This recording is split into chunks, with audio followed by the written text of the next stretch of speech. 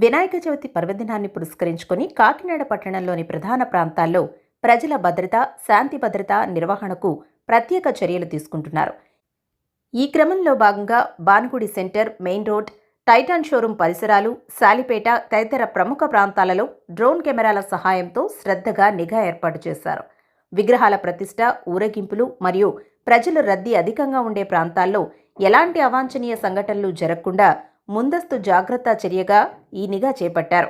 Hyper సెన్సిటివ్గా గుర్తించబడిన ప్రాంతాల్లో పోలీస్ దళాలు, ఇంటెలిజెన్స్ విభాగం బలగాలు సమాయత్తమయ్యాయి. పౌరులు కూడా తమ బాధ్యతగా పోలీస్ శాఖకు సహకరించాలని, అనుమానాస్పద కార్యకలాపాలు గమనిస్తే వెంటనే 100 లేదా 112 నంబర్లకు గానీ లేదా దగ్గర్లోని పోలీస్ స్టేషన్కు గానీ సమాచారం ఇవ్వాలి.